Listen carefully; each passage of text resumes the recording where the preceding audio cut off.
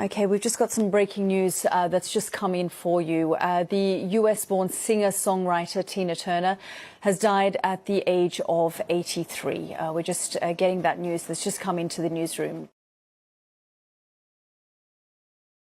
Tina Turner, the legendary rock and roll singer and performer, has died at the age of 83 after a long illness in her home near Zurich, Switzerland. Turner, born Anna Mae Bullock in 1939, was the daughter of sharecroppers in rural Tennessee before she became the queen of rock and roll, and even taught Mick Jagger how to dance.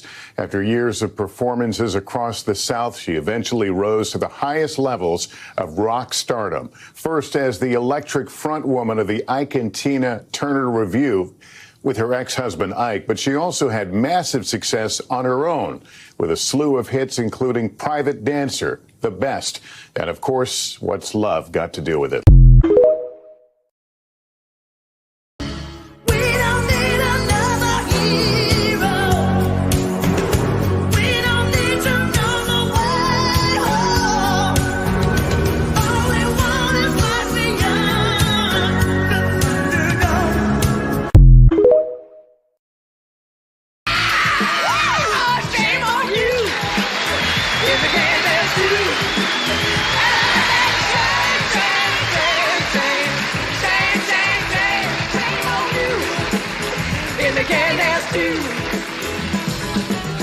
Don't stop the motion if you got the notion.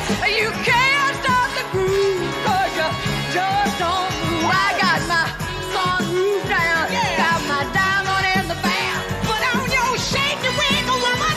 I ain't never gonna come on back. Oh, shake, shake, shake, shake, shake, shake, shame on you if you can't dance too. Shame, shame, shame, shame, shame, shame, shame on you. If you can't dance too, if you don't wanna go, remember one more, it don't stop the show. My body needs action, and I ain't gonna blow it. Oh yes, I'm going out and find a dancing man. If you really think you're fast enough, catch me in this ride. Shame, shame, shame. Shame, shame, shame, shame on you if you can't dance too.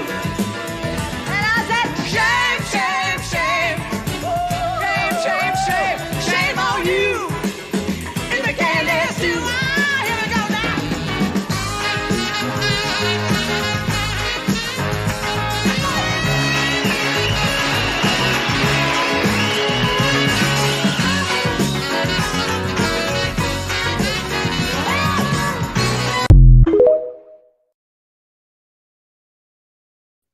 Good evening, good evening, good evening, and thank you for joining us here for Conversations with Taz with Get Into It with Taz and Chris. And I know we've been gone for a little bit. We've both been a little under the weather, but we're back. That's right. Back. We are back, and we're back with Tina. Yes, we had to show some support to the late great Tina Turner. And just real quick before folks, and y'all know the folks I'm talking about that love to pretend like certain things were so far away. Before y'all mourn this woman, put some respect on her name. No different than when Miss Eartha Kitt passed away, and Miss Eartha Kitt was born into slavery. She even did an interview saying how she was touted as the fastest cotton picker on the plantation that she was born into. Keep in mind that Miss Anna Mae Bullock was the child of sharecroppers. Sharecroppers are one step removed from slaves. It wasn't that long ago. When we say that people who experience these things firsthand are still amongst us, we mean it. And let's not forget that this woman is in the Rock and Roll Hall of Fame twice.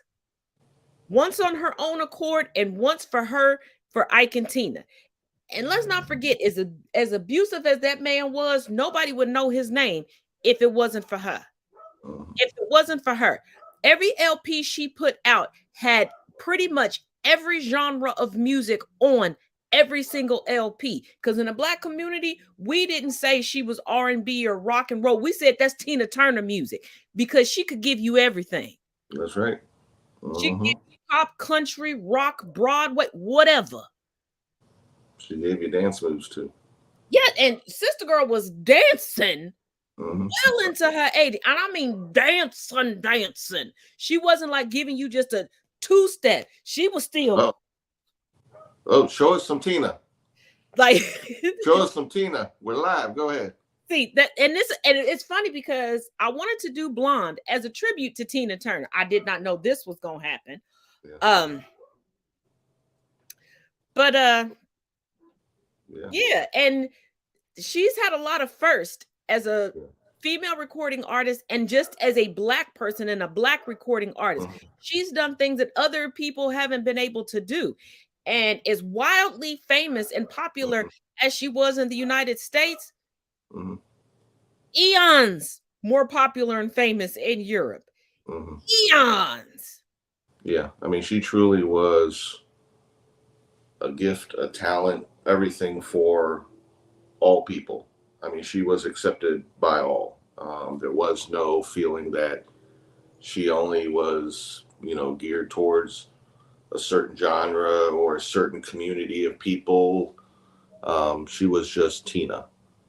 And we saw that even by her breaking through and having some, big cameo or small movie roles or things in the media. She was that big. People wanted to see Tina. She brought energy wherever, and we're talking about someone who had a hard past. She's a survivor. We're talking about someone that persevered, came back from nothing to move forward. For you can say that she was a woman representative, but I mean But she was a trailblazer. And here's something that I don't want to say I forgot. I didn't put it into context until I saw it on CBS News, the streaming service. One, Tina Turner was always unapologetically Black. But she also stood up for all marginalized communities. Like when drag queens wanted to impersonate her, I've heard very many testimonials where over social media, she would have her representatives like give them tips. Like she wasn't one of those like, don't do me. Like, nah, she loved it. She go ahead and do it. Right. But also the courage she had, because we know about the Me Too movement of the 2000s. Yeah. So many people, like I remember her speaking up about people trying to abuse her and people abusing her and trying to take advantage of her sexually and everything else. What I didn't put into context until today was the fact that she did it in the 1980s where that was taboo. Yeah. And it actually paved the way for Miss Anita Bryant. And the fact that she taught Mick Jagger how to have moves, because we know the song, Move Like Jagger. Baby, that song should have been like Move Like Tina. That's right. Not many could. No. You have to be fit, because she was fit. See, I tried to find the performance with her and Beyonce singing Proud Mary, but every video I found, they were focused in on Beyonce. And I'm like, this has to be somebody really, really young that doesn't understand who Tina Turner is. But you could see it took everything in Beyonce. And I'm not taking nothing away from Beyonce. She's an incredible performer and an incredible artist. But you got to give credit where credit. It took a lot for her to keep up with Tina. And Tina's second act, where most people knew Tina outside of Ike and Tina, she was 50 years old. She was 50 years old. Yeah. Giving y'all pedal pushers and heels. Yeah. Giving y'all Mad Max greatness. Like I said, you could have had her own series of workout videos just from her dancing. You would have stayed fit, because she was always fit. First of all, the world better be glad that her and Newton-John did not become besties. Because could you imagine the workout they would have put us through? Yeah. But as promise today, y'all, we're going to keep it light. Like I told y'all last night, we're going to keep it light. Yes, there are some topics we do need to talk about. Yes, we're going to get into the whole Ron DeSantis announcing his candidacy. Yes, there are some topics we do need to discuss. But overall, we're going back to our original premise of giving you a break on Wednesday. Okay, the Wednesday wind down, if you will. Okay, we're going to give you that. And starting off, these are some movies that have already been released. This is coming from Netflix. I had to add some of these movies to the list because I didn't know that they were out. Let's see if you all have seen them or if you want to see them yourself. We'll see you in 2 and 2.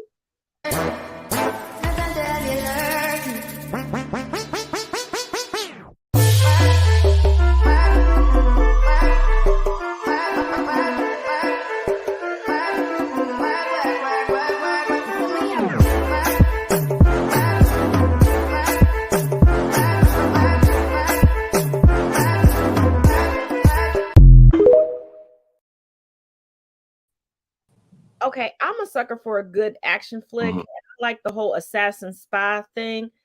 So I think I'm going to watch those. See, the Peter Pan movies, because there were so many Peter Pan movies that came out when we were growing up. I don't know if I want to see another Peter Pan. No. Because we had like so many. They were on TV. They weren't all great. They were everywhere when we were growing up. Like this new generation, I'm glad they're getting their adaptations. Right. But well, now you're getting all these more live action instead of just animated. Action. I mean, there was, but it wasn't all great. True. I mean, we had some not so great Star Wars holiday stuff. Yeah, it felt like every year around a certain time there was a new live action Peter Pan on TV somewhere. And now I did like Hook. I wish this is my only thing with the movie Hook. Because it was called Hook, I wish it would have been more centered around Hook and his backstory. Yeah. Like we got more of the Lost Boys and Peter Pan than we got of Hook. But I'm sure it's a great movie. Like we're used to having origin stories. Yeah. For those that follow certain genres, we're used to having origin stories. Even if you don't initially, then we want a prequel that's an origin story. Yeah, it's like, tell me what's going on with this person. Like I guess that's why I could appreciate the movie Cruella. Because I've seen all these different adaptations of 101 Dalmatians. And then to finally see Cruella's origin story, I was like, oh, you're not that horrible. Yeah. I still don't like you, but you're not that horrible. Like, I get why you did what you did. I get it. Like, yeah, it was about fashion. And it's like, if y'all want to do another Peter Pan, give us the origin on the Lost Boys. Give Tinkerbell's origin. Give Tinkerbell a story. Right. Yeah.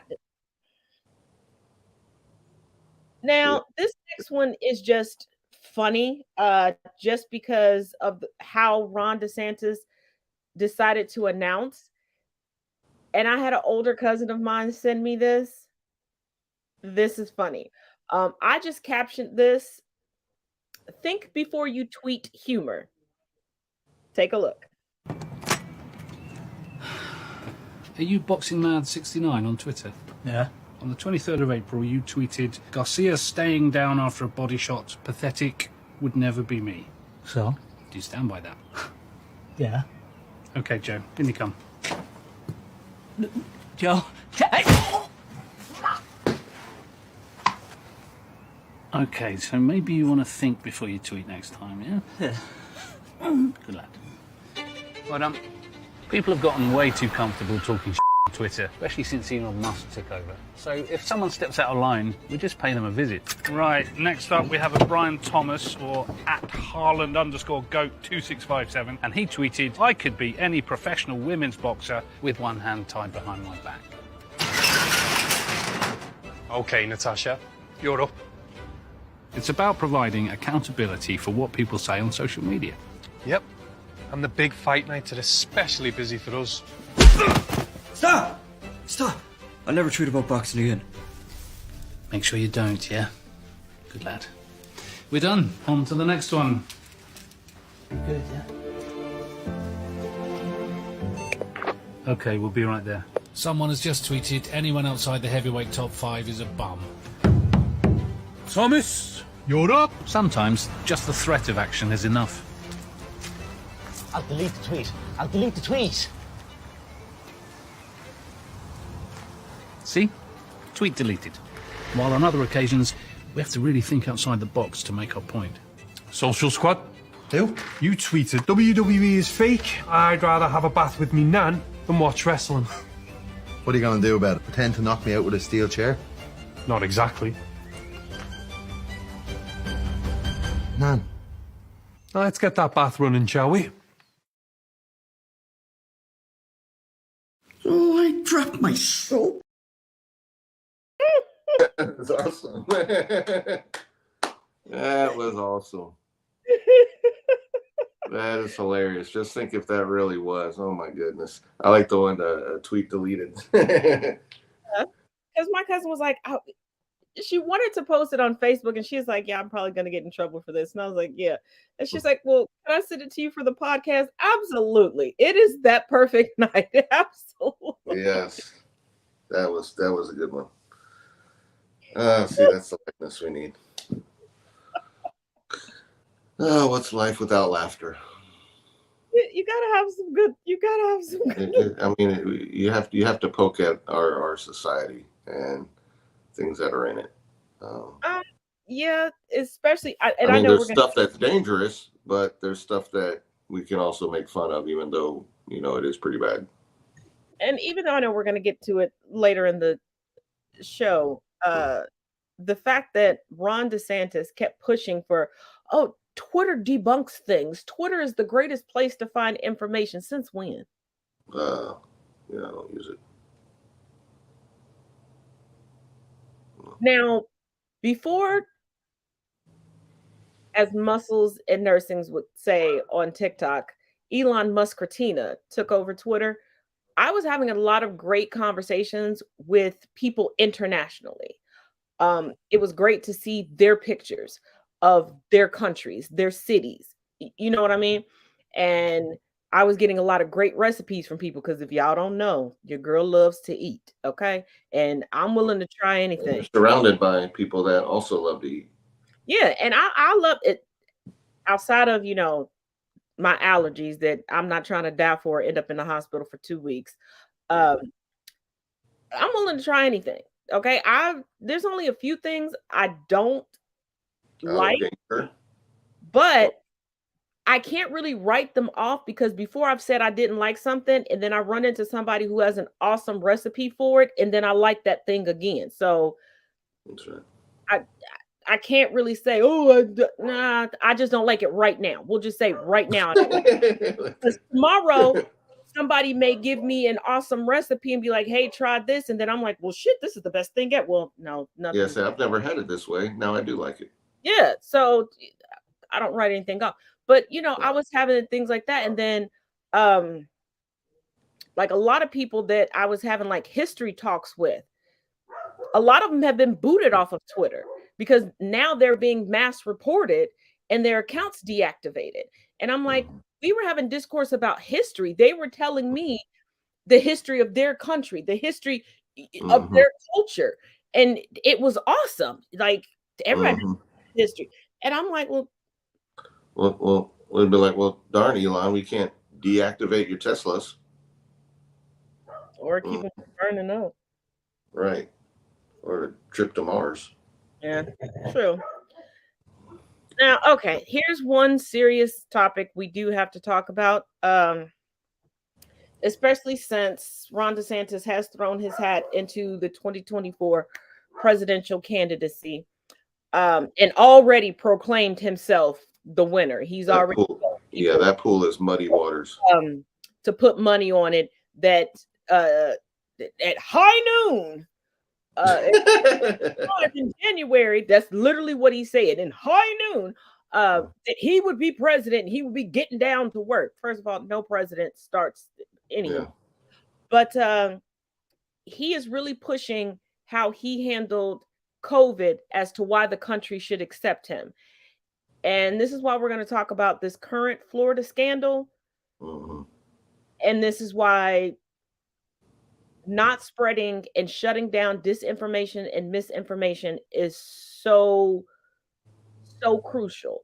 And yes, I know people are going to go, but Taz, this is personal for you. Yes, it is. Yes, it is. Because I lost an uncle because of disinformation regarding COVID. And in an already vulnerable state, he contracted COVID, and we couldn't even have a proper funeral for him because we couldn't completely seal his casket, which was highly disrespectful because he was the pastor emeritus of the church that my dad, his younger brother, is now pastor of. So let's take a look. And yes, this does involve the Florida Surgeon General. There is a big scandal brewing in Florida. Governor Ron DeSantis has handpicked Surgeon General Joseph Ladapo personally altered a study to falsely make it appear that some COVID-19 vaccines are dangerous. In fact, it was well established by the scientific community that the vaccines were completely safe. How did this unethical, unscientific monstrosity happen? Well, Ron DeSantis so desperately wants to be president that he cynically played pandemic politics. Following the lead of Donald Trump, DeSantis demonized masks, vaccines, Anthony Fauci, and lockdowns. DeSantis told Florida residents to bury their heads in the beach sand and party on like COVID-19 was a figment of our woke imaginations. Since he's an authority, people trusted him and didn't take proper precautions. The results were devastating. Thanks to Ron DeSantis' lax COVID policies, more than 82,000 Florida residents died from the coronavirus. But for DeSantis to carry out his COVID carnage, he needed the veneer of scientific credibility. He searched the entire country for a lunatic in a lab coat to front his medical fraud. Eventually, he found the perfect stooge in Joseph Ladapo, who he named Surgeon General. The Orlando Sentinel described Ladapo with these flattering words, quote, a COVID crank who's been associated with a right-wing group of physicians whose members include a physician who believes infertility and miscarriages are the result of having sex with demons and witches during dreams. Sounds like a real credible guy he hired, doesn't it? It seems the governor was so eager to find an apparatchik that he failed to check references. MSNBC reports, quote, several former colleagues of Dr. Joseph Ladapo say he misled the public about his experience treating COVID-19 patients. Another UCLA source said, quote, a lot of people here at UCLA are glad that he's gone because we were embarrassed by his opinions and behavior. At the same time, we don't wish this on the people of Florida. They don't deserve to have someone like him making their health decisions. Ladapo certainly didn't prove his critics wrong. His tenure has included pushing quack COVID cures such as hydrochloroquine. He told Floridians who were confused about whether they should get vaccinated for COVID to stick with their intuition. So this nut told Floridians to trust their gut on vaccinations. Many did, and many died. David Gorski, a surgical oncologist and anti-vax debunker, wrote, quote, this is the first time that we have seen a state government weaponize bad science to spread anti-vaccine disinformation as official policy. Governor DeSantis and his quack Surgeon General put politics over people's lives, and people died as a result of it. This horrific medical and moral malpractice unequivocally disqualifies Ron DeSantis from ever becoming president of the United States. In fact, DeSantis should resign today as Florida's governor. His number one job is to keep the citizens of Florida safe. On this critical measure of leadership, DeSantis chose fraud over facts and propaganda over public health. As long as he is in power, Floridians remain in grave danger.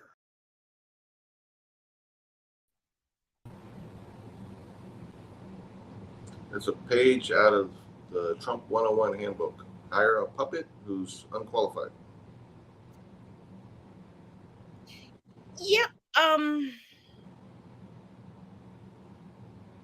Yeah, I'm trying not to give away information regarding this Twitter space announcement from DeSantis, but you hit the nail right on the head without even watching, because I know you were watching Joy Reid while I was watching this. There's Joy Reid's got it. Yeah, so that we could come together and, you know, like, y'all don't understand how bad this was. Like, I was legitimately texting Chris, like, this is a dumpster fire. Like, this was like a watered down Klan rally, as well as like a fan club meeting for Elon Musk. And Joy's over there like, let's go. Because it's just, I mean, it's so ridiculous. I mean, this we're talking the finger pudding guy, you know, just out of his league. I mean, he so wants to be. It's like back when we were kids, you know. He so wants to be the kid, you know, picked for, you know, first on a team, not last. You know, he just eager to be accepted by all, but yet everything that comes out sounds like somebody else, and it sounds ridiculous. He's got no personality. Why am I pulling a blank on his name? The first few seasons of Big Bang Theory. The Jewish guy. Huh? The Jewish guy on Big Bang Theory. Remember the first few seasons? Howard? Yeah, Howard Wolowitz. That's what it was. Yeah. How he would try so hard. You know what? Let's go to a Big Bang Theory clip before we go on to Ron DeSantis. Because why not? Yeah, why not? Roommate agreement. Where'd you get that from? From Amy. Oh, Amy, why did you tell him that? Because you were defending Sheldon like you always do. I don't always defend Sheldon. Yes, you do. You know you have a weird brother-sister Elliot E.T. relationship with him. What about your weird relationship with him? That's different. I'm like the little girl in Poltergeist, and he's the creepy thing on the TV. Guys, were there any nuts in that food? I don't think so. Why? Well, just a feeling.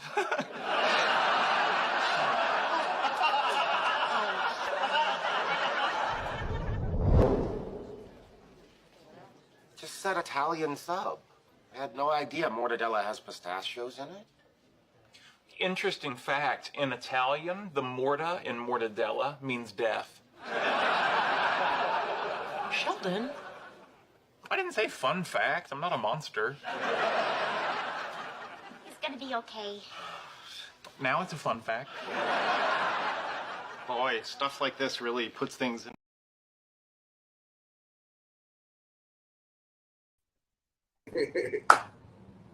I just realized you are the penny to my Sheldon. Oh, Sheldon. Sheldon is he's the gift that keeps on giving. 20 years from now. Chris is the penny to my Sheldon. Yep. Goodness. Now, before we move on to Ron DeSantis, yes, I know. Yes, I keep putting this off because y'all don't understand how horrific this was. Now, we know this show can be riddled with technical difficulties from time to time, but I've never had y'all waiting 30 minutes for me to be able to go live with the audio then being shitty and everything else. So yes, I'm putting it because I'm trying to avoid my trauma. But I did want to highlight something because Chris and I do talk about sports a lot. And I kind of wanted to go deeper into sports.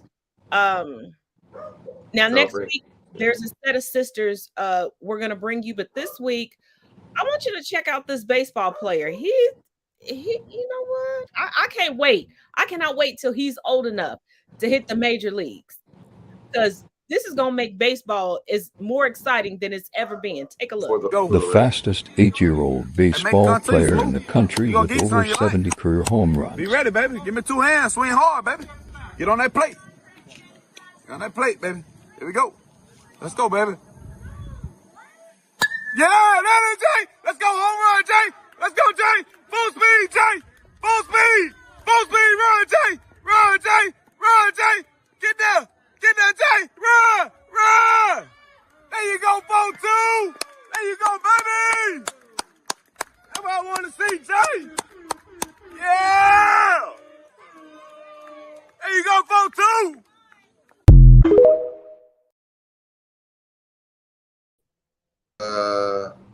Okay.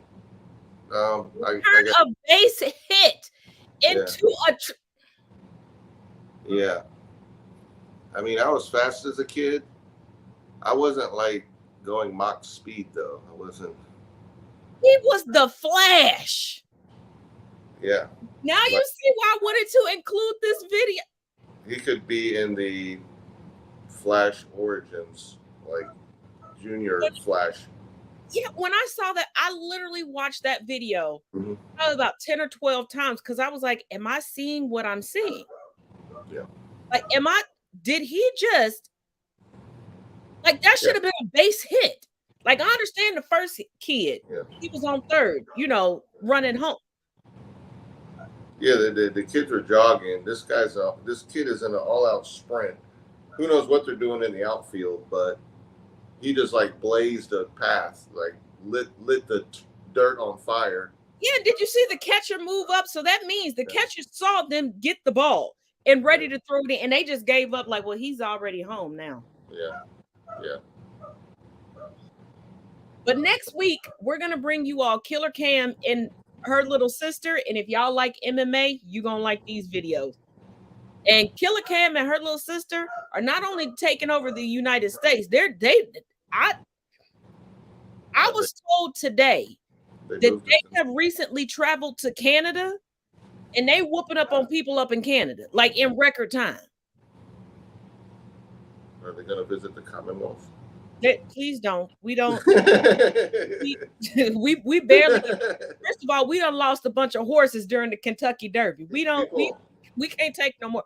But it seems like these two young ladies are like armbar specialists. Somebody said that they're swinging armbar to armbar across the world, picking up medals. Yeah. So we'll have those two girls for y'all next week.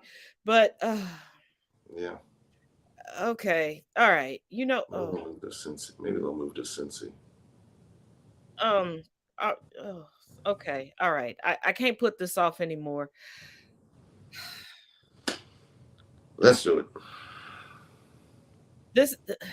Maybe another Sheldon clip. Oh, no. Okay. This is going to be a long one because there's several clips to explain. And then I have to bring out the handy dandy clipboard because this was highlighters. No highlighters. I didn't even open the box of highlighters because it was so crazed.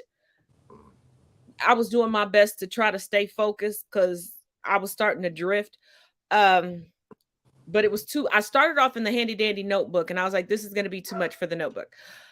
So yeah, turn up your volume. If you need to go get more drinks or snacks, this is the time to do it. But yeah, I had to gather clips so y'all can understand the notes that I'm going to read because this was. Yeah, because you were. If you ever saw the movie Idiocracy, you'll be prepared for this. So I would normally say we'll see you in 2 and 2. We'll see you in 4 and 4. Here we go. It's a good even number. What was your experience there, and what exactly did you do while you were there? Well, also, I'm a blue-collar kid, which a lot of people running for this office are millionaires, have inherited an awful lot of money. I didn't get squat. I started off making $6 an hour. I was able, through baseball, to play at Yale and go to Harvard Law School. Then I decided to commission as a JAG officer in the U.S. Navy. I volunteered to serve in Gitmo. I was sent down there on temporary assignments, working for the Joint Task Force Guantanamo, which was in charge of dealing with these terrorists that were there. So were you interviewing terrorists? Were you a legal advisor? I was a legal advisor. For those that were doing... So things that would happen is the thing you notice the day you get down there is for these detainees, the jihad was still ongoing. Right. And they would wage jihad any way they can. Now, they're in a facility, so it's limited, but some of the things they would do hunger strikes, and you actually had 3 detainees that committed suicide with hunger strikes. So everything at that time was legal in nature one way or another. So the commander wants to know, well, how do I combat this? So one of the jobs of the legal advisor would be like, hey, you actually can force feed. Here's what you can do. Here's kind of the rules of that. You also had a lot of detainees claiming abuse because this was in in the wake of Abu Ghraib. So here, Ron admits something pretty major that was not picked up on at all by the Washington Post nor any other media. At first glance, it's already significant. DeSantis implies that either he recommended force feeding as a method to combat the hunger strike, which he called a terrorist jihad, or at the very least, he was part of the legal team that signed off on it. But that is not why this is really significant. It is well documented that force-feeding hunger strikers had already been taking place nonstop for years prior to DeSantis' arrival in 2006. So why would DeSantis say he was part of the decision to use force-feeding against hunger strikers when force-feeding had already been authorized and used against them for years? What nobody has caught, including the Washington Post, is that what began in 2006 was a major change in force-feeding, when it became specifically designed to inflict extreme pain. Mansour Adefi told me that prior to the arrival of DeSantis in 2006, it was a relatively tolerable procedure. Previously, it was conducted at the base hospital, with detainees lying down on a cot with a normal-sized nasal tube and done no more than twice per day. While it was meant to be a very unpleasant experience in order to break the hunger strike, the determined protesters were able to endure it day in and day out and continue their strike. Then in the DeSantis era, what he seems to admit to having helped recommend and authorize was making it just absolutely brutal, using totally unnecessarily thick nasal tubes with sharp metal tips at the end that would cause bleeding, with detainees tightly restrained from head to toe in a torture chair, administered violently by guards, coupled with beatings, and done over and over and over again to the point of extreme vomiting and diarrhea while still strapped to the chair. This was impossible to endure. It was about using pain and suffering and violence to break the resolve of the peaceful protesters, simply because they were making problems on the international stage for the embroiled Bush administration. That is what was recommended and authorized by the legal team DeSantis was part of in 2006. Not force-feeding itself, but extreme torture under the veil of a quote-unquote legal medical procedure. So in 2018, when Ron fessed up to giving that legal stamp of approval, he probably never assumed the media would look beneath the surface, and he has been right until now. The Washington Post also interviewed a corroborating source, former detainee Abu Sarah Ahmed Abdelaziz. You guys, it's so blatantly obvious. The only reason why Ron DeSantis is announcing his presidential run on Twitter is because Twitter has bots. They can pad the numbers. You can't really pad that with TV. Elon Musk owns Twitter. It's not about accuracy, it's about messaging. Who cares if he's on Twitter? Any number that comes out of that is a lie. Elon Musk admits that he's got a bot problem and he's doing nothing to fix it. Ron DeSantis is starting out his presidential campaign with a lie, which will be magnified by the right, and even when the truth is told to them, they won't care.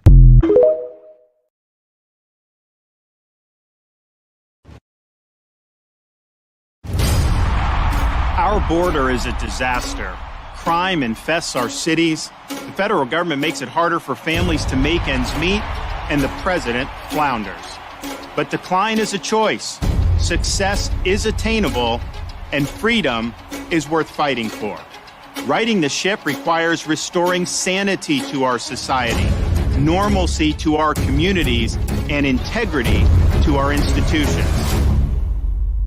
Truth must be our foundation, and common sense can no longer be an uncommon virtue. In Florida, we proved that it can be done. We chose facts over fear, education over indoctrination, law and order over rioting and disorder. We held the line when freedom hung in the balance. We showed that we can and must revitalize America. We need the courage to lead and the strength to win. I'm Ron DeSantis, and I'm running for president to lead our great American comeback.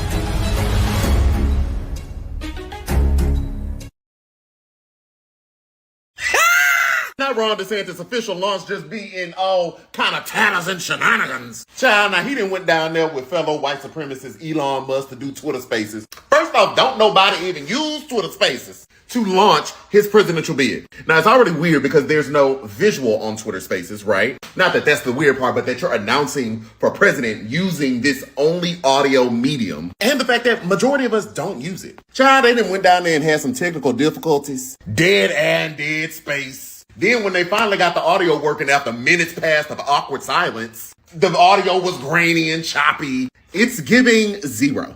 You failed. This was your moment. You tried to do something different. You're trying to make fetch happen, and it ain't happening. Now, if y'all just stop being white supremacists and supporting white supremacist ideology, you might have some competent people that work over there to help you, run your campaign and whatnot. I mean, because we can disagree whether you Democrat or Republican. That's policy. I don't have no problem with that. Oh, but baby, when you get racist and you fall flat on your face, we love to see it. Baby, Trump gonna have a field day with this. Y'all know we still don't fool with Trump, but Trump is gonna have a field day with this one right here. And Tim Scott, baby, go on get you a lick in, because your launch was weird and awkward. But you can go and tag a lick on Ron DeSantis. Go on get a lick, baby. Get a little boost in the polls real quick. Woo! I love political season. It's warming up.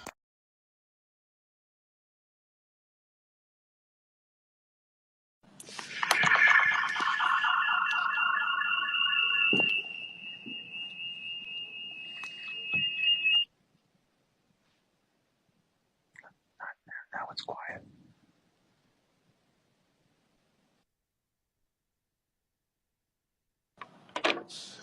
All right.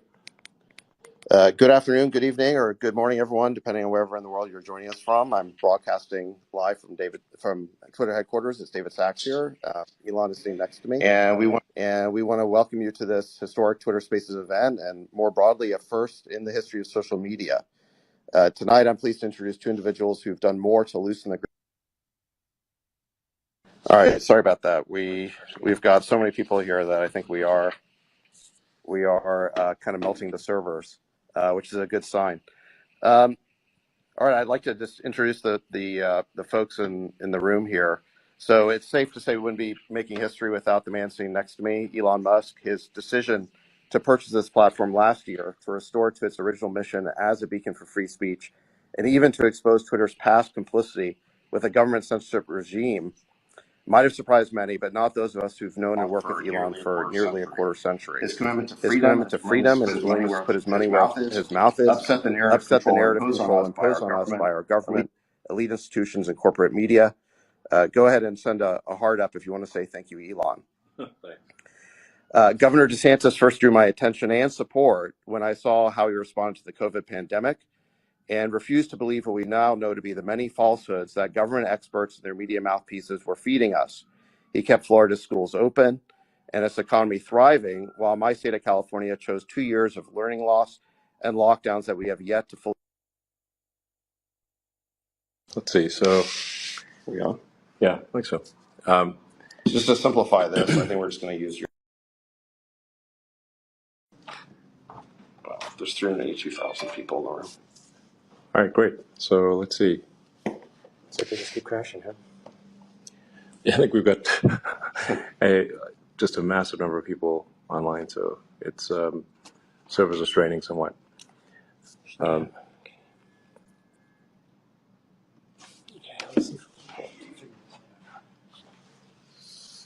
There's some delay.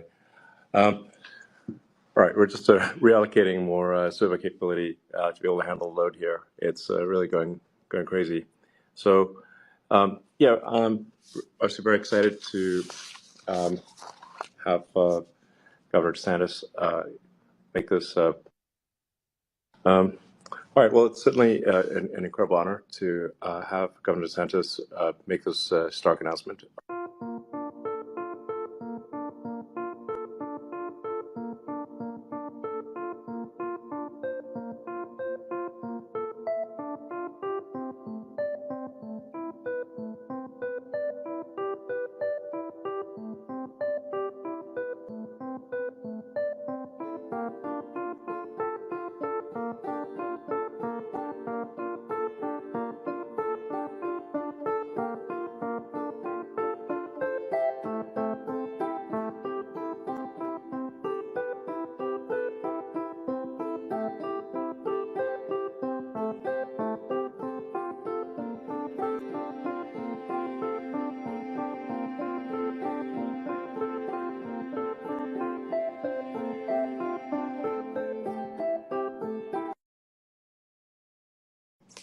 All right, great. Looks like we're ready to go here.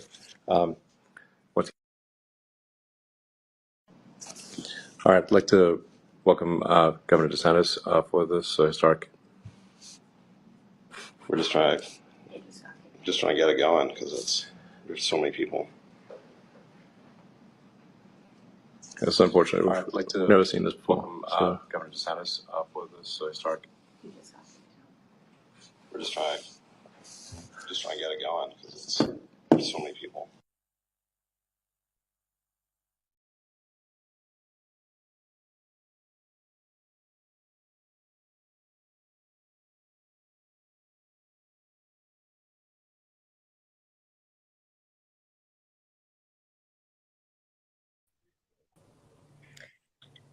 Now, the last screenshot I showed, I wanted to show y'all that because that was put up in real time when we were doing it.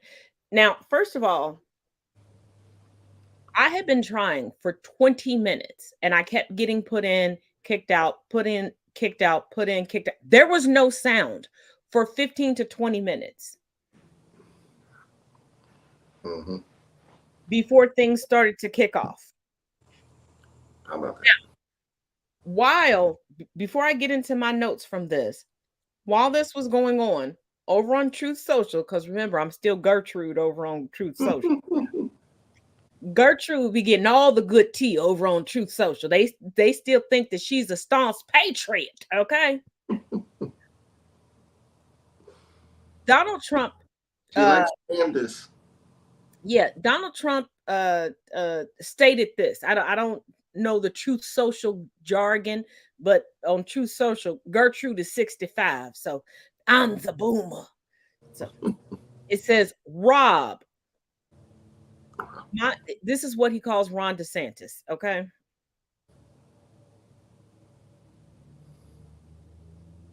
So he says, Rob, my red button is bigger, better, stronger, and is working. In parentheses, truth with an exclamation mark. Yours does not. Now, again, in parentheses, per my conversation with Kim Jong-un of North Korea, soon to become a friend. I thought y'all were already friends, Trumpy Trump. Yeah. You were writing this man love letters. At first, he was Little Rocket Man. Then he became buddies, best of buddies. But you're threatening a fellow presidential candidate with a country. But that's not all, y'all. Then it says, wow, the DeSantis Twitter launch is a disaster. His whole campaign will be a disaster. Watch. Then after that, Tim Scott's presidential launch, even with the broken microphone, in parentheses, don't pay the contractor, Tim.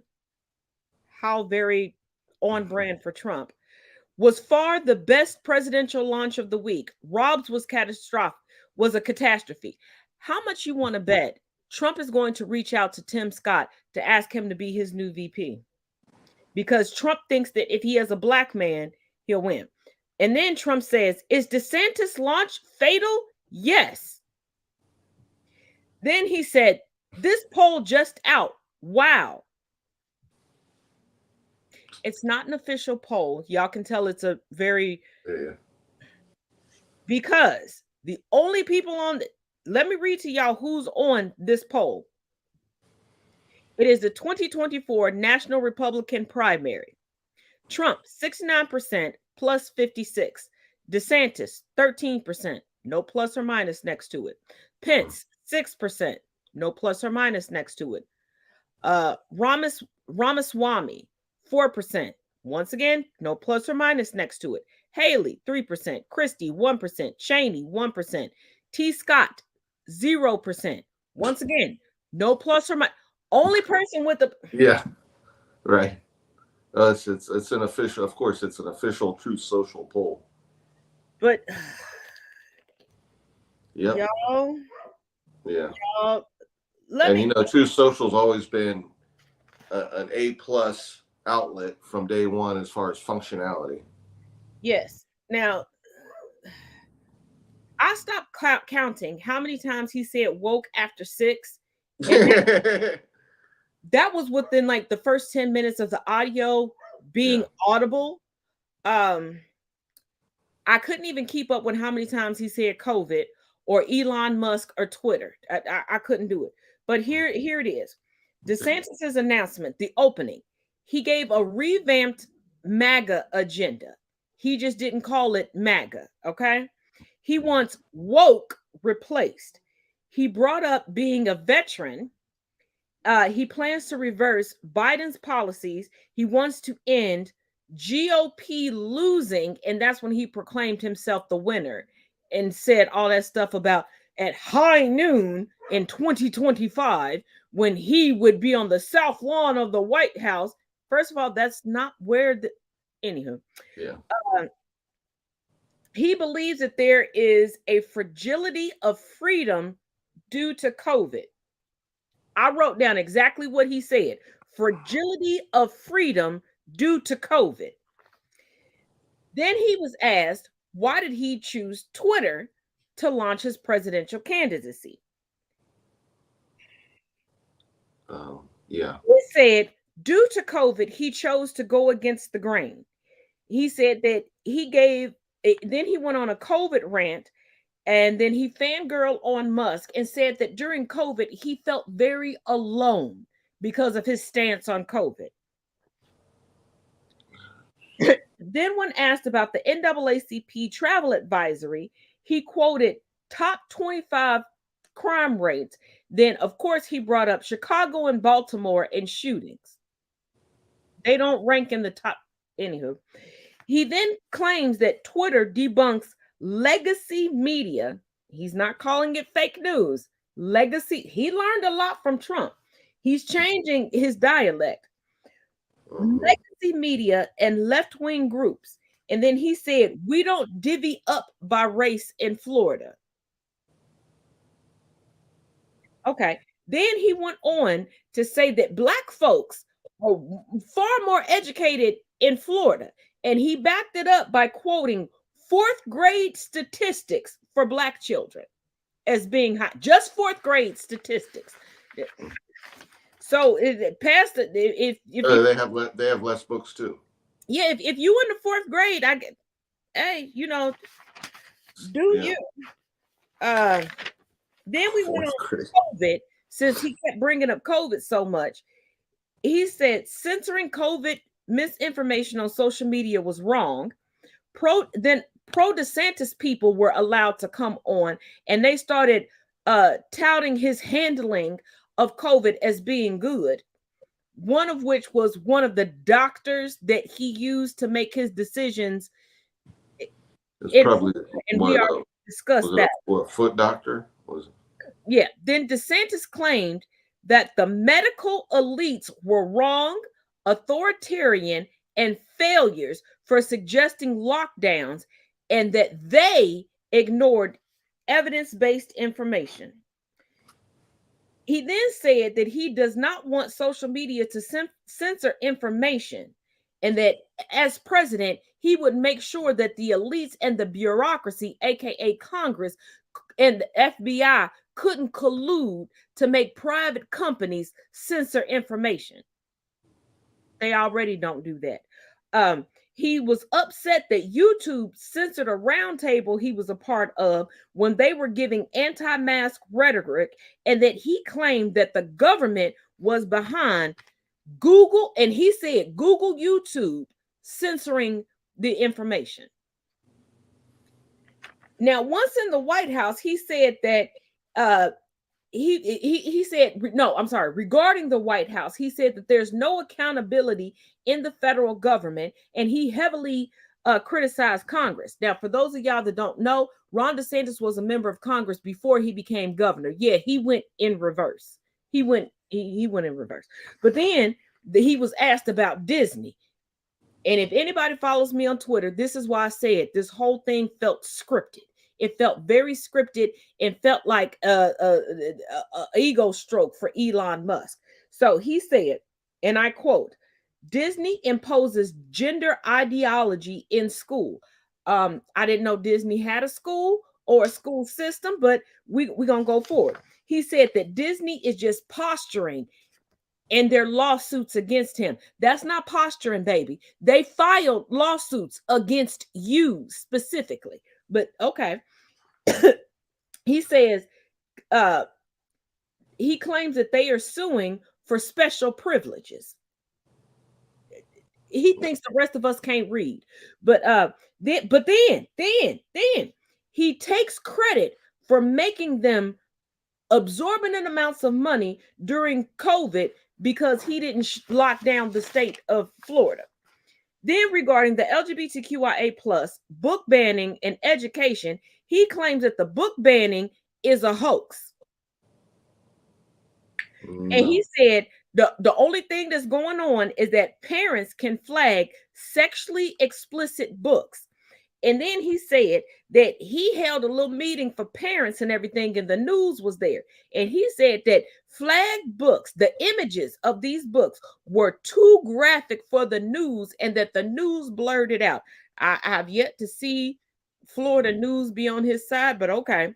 He said no kid should feel bad or feel like they're an oppressor, but a complete history is being taught in Florida. That's a negative. Especially, we know about he got rid of DEI, diversity in Florida. But then he said that the media is getting it wrong. But didn't he just say that Florida media was on his side? But let's keep going. Then he went on to claim that California is banning people from buying books from Barnes & Noble, Amazon, everything else, because these books can't pass woke tests in regards to buying books. Did he forget about Gavin Newsom? I guess so. Then regarding immigration, see, I had to break this down into topics. Regarding immigration, he said that he would shut the border. He will not entertain asylum seekers because asylum seekers can apply for asylum in the countries that they crossed in order to get to the United States. He don't understand history. He said that he wants to completely build the wall, and then he started bringing up the Mexican cartels, drug trafficking, and blaming everything on them. How racist. Then there was a person that was invited in, and this is why I say I feel like this was very scripted. So there was a person who it was a very covert Trump diss, but he was ready for it. And he said, "Oh, I'll follow through," because this person was like, "Well, we've been promised this before, and it didn't come to fruition." So he said, "Oh, I'll follow through." And then he said that he understands the Constitution and leverage, unlike past presidents. And he said he's not about bureaucracy or red tape. And then he ended it off because they were like, "Oh, we said we would only keep you for an hour." We were well past an hour, even with all the technical difficulties. And when they started talking, okay, he wants to do another Twitter Spaces chat. So if he does decide to do that, I guess I'll bite the bullet and watch that again for y'all and give y'all the notes. But y'all better send your girl some coffee money because this is some bullshit. Yeah, I watched the good stuff on Joy Reid. I just watched the abbreviated, throw some good people on a panel and let them go at them. Because, yeah, I mean, number one, okay, you're going on the internet. Like, it's the first thing they said. So many of their supporters don't have internet. Like, they have a TV and an antenna. If you're not putting it on a channel that they can get, what audience are you reaching? Because you're only going head to head against Trump because it's Twitter, and that used to be his foundation for spreading nonsense. So aside from that, they should, revoke his duty in the Naval Academy. Florida is a dumpster because of all the changes. They've lost a lot of Floridians due to COVID, thanks to the governor. They can't learn history. It's watered down. It's deleted. You got to go to another state. And now they're trying to pit minority against minority because they want to teach the model minority for AAPI. Yeah. And if you all don't know, it's Asian American Pacific Islander. That's what AAPI stands for. So they want to teach the model minority history, but block every other type of history being told. Yeah. I mean, let's start with the Native Americans and go from there. Because how far back? I mean, it's selective history. It's like, it's literally, okay, 1 minute you're banning books because, oh my God, books are more dangerous than guns, apparently. But And we know this because anyone that really appreciates history and has a thirst for learning doesn't want watered down, diet, whatever version of history. We know history is good, bad, and ugly. That's just history. It was tough getting to certain places. Some of it was disastrous because people were wiped out for other people to flourish.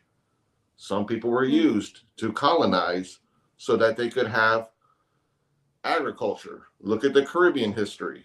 It's loaded with it. People were brought into, the colonizers weren't going to go out in the fields and go get the coffee and the sugar cane and the cotton. No, they had people do that. So there's a rich history of just horrific treatment. And you can't water that down, because if you're looking to see how people got to where they are, you follow that timeline of history, it's going to be ugly along the way. How else are you going to tell it? It's not all going to be like, hey, we're going to have the Charlie Brown Christmas special or the Thanksgiving, and they sat around the table with pilgrims, and everybody wants to, not everybody. You get those people that want to have a certain version that's comfortable for them. Comfort means taking out areas that they don't want to feel that they were a part of. You can't do that with history because it's inaccurate. You have to tell history the way it is. There may be good parts in there, but there's going to be some ugly stuff that you're just going to have to deal with, because it can get ugly. Before we went live, Chris and I were having a conversation, and we were having a conversation about why I originally joined Twitter and the people that I was engaging with. And there was a group of people, like I told Chris, that we would discuss history with. They were from other countries around the world, and we would y'all know your girl loves some history. So to get the history, excuse me, from the horse's mouth was like a drug to me. Like, oh my God, you're right. You can give it to me. All of these people have been banned off of TikTok. I mean, off of Twitter right now. Yeah. So now I'm just wreaking havoc. Y'all give me my friends back on Twitter, because right now I'm just gonna be a menace on Twitter. But when you're running a campaign, or you're talking about a lot of things, and the whole GOP playbook is basically what they're talking about, giving you or stopping what's bad is actually what they're doing. It's actually like the reverse tactic. What we're telling you they're doing, we're actually the ones doing it. What we're telling you is bad, and this is going to be, we're actually contributing to all of that's turning bad. Because if you look at statistics, liberal cities are not the wild, wild west. It's all in the South. If you look at southern states, Southeast region, you're going to see where the majority of gun violence is. It's just there. You can look it up. They're counting on their supporters to not research, to not look things up. Just take my word for it. It's what I'm telling you. It's the truth. That's what they count on from their voters, because we've seen what kind of people go to Trump rallies and everything else. They are not researching. They haven't picked up a book since childhood. And it may have been a Peanuts book. So. And that's what makes it so funny, because, like, Chris, you've read my blog. Other people watching right now have read my blog. I put a ton of links in my blog. If I say something, like if I'm quoting something that's either going on right now or history, I put a link in it, right? I've never been trolled on my blog. But see, this is how y'all know me and Chris are good friends. Because I didn't tell him about this video, but he alluded to it. So let me play the video, because you said something. They always say the quiet part out loud. And I'm going to show y'all a video of them saying the quiet part out loud. Republicans literally say the quiet part out loud all the time. And with the U.S. on the verge of default, I need you to hear this. Because if we default, It's the Republicans' fault. Let's listen to Matt Gaetz from Florida. Would you say that the conservatives like yourself are becoming more pessimistic about the state of negotiations? If, there's a bipartisan deal in sight, maybe? What do you think? How would you characterize the mood among your conservative colleagues right now? I think my conservative colleagues, for the most part, support limit, safe, grow, and they don't feel like we should negotiate with our hostage. So there you have it. He said it. He said it. They view the Biden administration, the Democrats in Congress, and our country as a hostage because they want to blow the whole thing up. Now, you had no issues raising the debt limit, making sure that America paid its bills when Trump was in office. Y'all didn't mind paying all the debt he racked up. But now you don't want to pay this, where it could literally cripple our country, where you literally have people working 2 to 3 jobs just to meet ends meet, where you already have severe wealth inequality.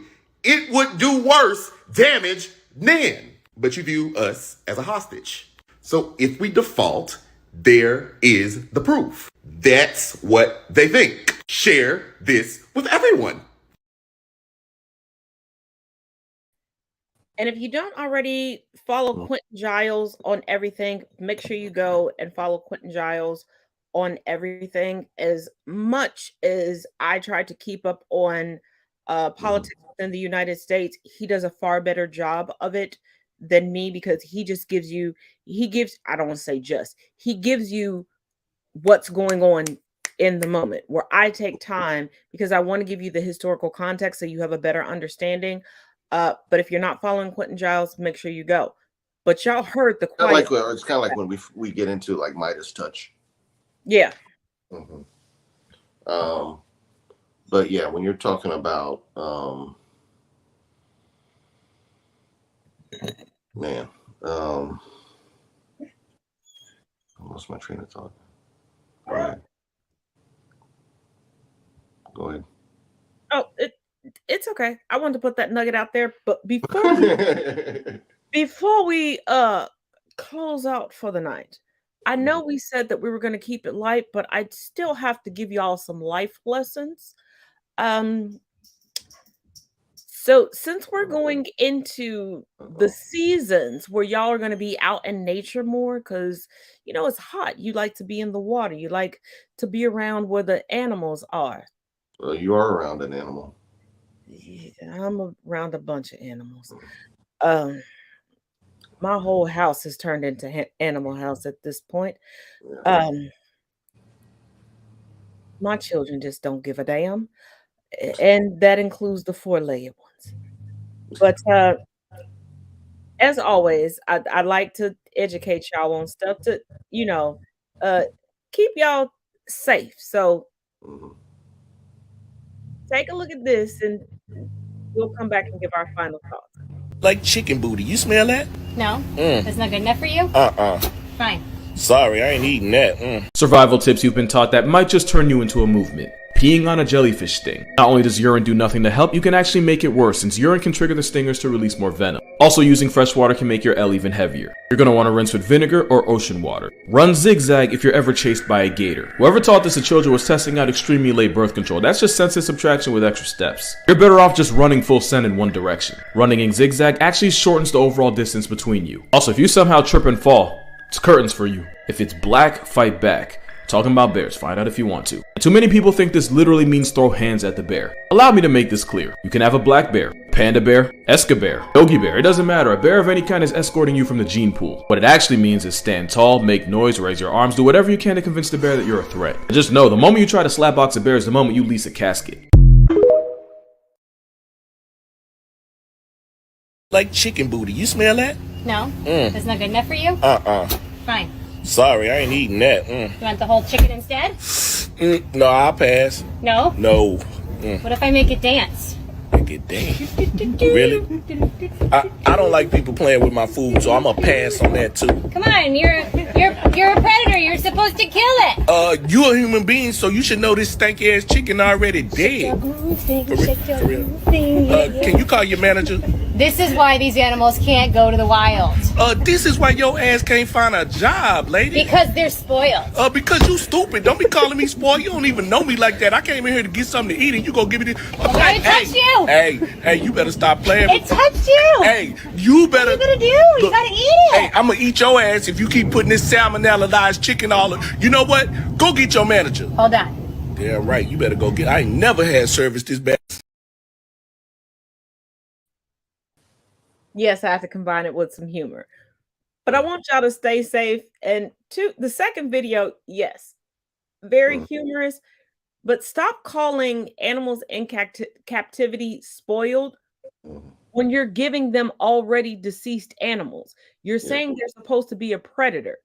Right. No, they don't want your barely defrosted chicken. Yeah, that's like giving them a bucket of fried chicken and saying, well, we enjoy it. You should. They're predators. They like raw. There's a reason they hunt. They're not hunting so that they can go fry their food. Yeah, I mean, we domesticate cats and dogs. Okay, there's a whole wild of animals out there that are not domesticated. First of all, we domesticated dogs. Cats domesticated themselves. Cats looked at us like, nah. They domesticated their owners. You'll do. I decided I'm gonna live here, and you're gonna deal with it. And I'll decide when I want to come sit in your lap. Because cats will have 3 or 4 houses that have beds, scratching posts, food for the everything. Yeah. And then one day you look up, like this motherfucker played me, cause I had a cat like that. This cat wasn't even an outside. I don't know how to get out the house. I don't keep my windows open. I always have. I found out because a neighbor of mine pulled up on me. Like I was her husband's mistress to ask me about this cat. And I was like, well, this your cat now. She's like, no, this our cat. No, this your cat now. I'm done spending money on this bitch. This your cat now. But yeah, unlike dogs who love to be spoiled, they love attention, they love people around, they love interaction. They're the opposite. They have to have it. When they're alone, they're sad.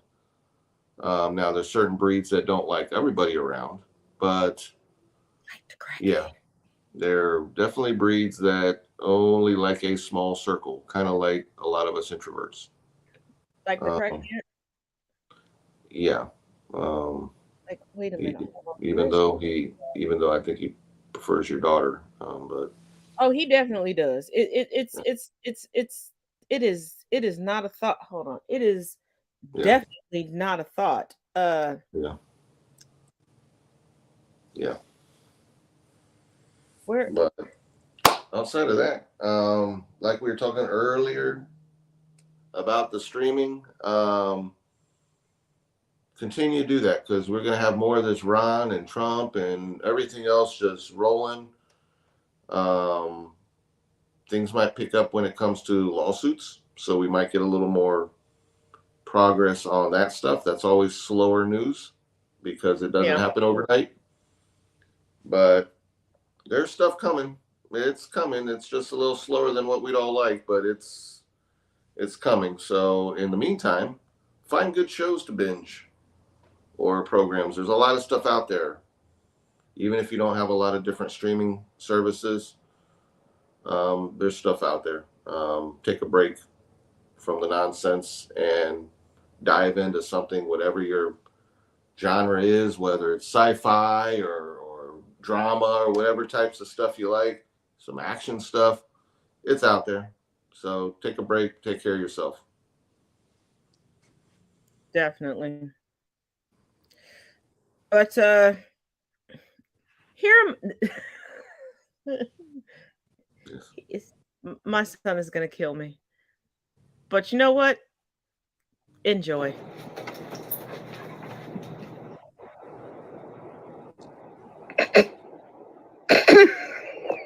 What?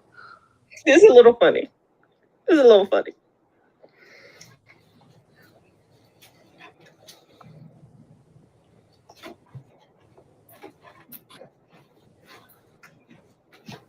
You said you get no love today. Maybe the crackhead. That's the crackhead. Yep. Yeah.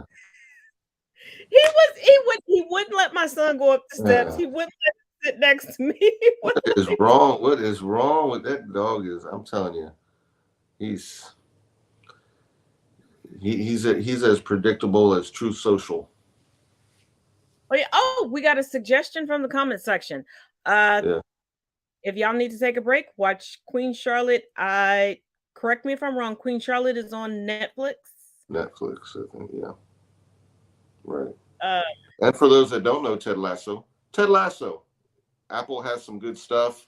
You've got that. You have a sci-fi called Silo. You have the one with Jennifer Gardner. There's some good stuff on Apple right now. And if you're messed up in the head like me, you can trickle over to Prime. And there's a nice little thriller with Katie Holmes where she's like a vigilante Mary Poppins. Oh. Yeah. It was a lot of us have to be told when something's on Prime because they're not throwing stuff out all the time. No, here's the thing. Like, like I told you, I wasn't feeling well and I was sitting here. I have certain apps like clumped together, so it makes it easy when I scan over on my TV. Yeah. I thought that I was clicking something else. I clicked that, and that happened to come up in my suggestions, and I was like, I'm here. I'll watch it. Yeah. And I was like, Mary Poppins is popping people? Wow. And it's Katie Holmes. Yeah, and that really threw me because I'm not saying she doesn't have the range. I'm not saying that people don't come for me. But when you've never seen somebody in that character, she doesn't have a big part of her resume in that genre. And then the hairdresser from Legally Blonde was her mama, which further threw me. Yeah. Like, I don't want to give away the movie, but I'm like, if you watch, you'll be as mind blown as I like. Yeah, there's some stuff out there that you just got to dive in and just take a chance on. I've done that. I found some good little nuggets out there that not everyone's talked about and sometimes it's because not everybody ventures into different genres. We're about different genres. I'm about, hey, 1 minute I'm action, 1 minute I may want a comedy, next minute I may want sci-fi. But with sci-fi, it's trickier because to be a true sci-fi fan knows it's not all going to be Star Wars or something up in space. You may have a lot of AI or something. Like, I just watched this one called Artifice Girl, and not many people know Artifice Girl. It's a true sci-fi. It's a lot of dialogue. It's set with the AI setting, but it's not extensive when it comes to action.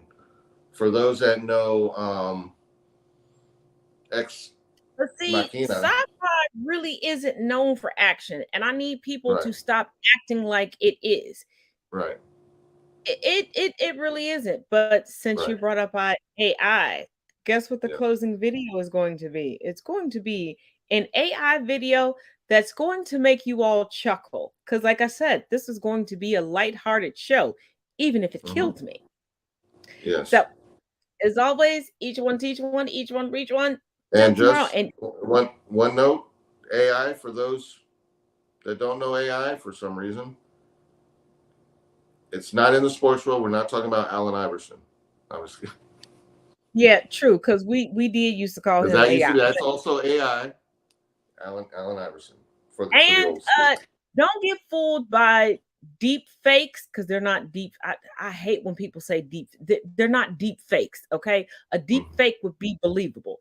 But look at the hands and feet to determine if a picture is truly authentic, because AI will turn anything into a hand or a foot. And if you see tattoos on a body, AI will mesh the tattoos into the clothing. But thank y'all for watching. Y'all really gonna enjoy this AI experience.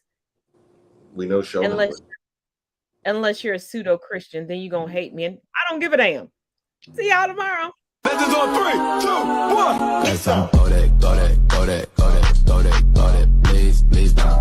Go that with me. Cause I'm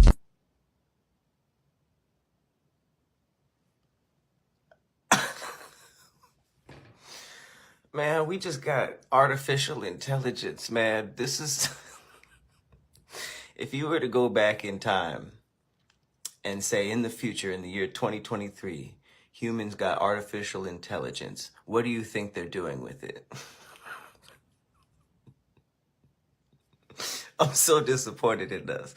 I'm like equal parts disappointed in us and also very, very proud because this is great. We finally got AI technology and you made Jesus turning up to Denzel Curry with the disciples. Can't stop watching it. Can't believe it happened. Can't stop watching it. This is what we did with technology. The human race, right?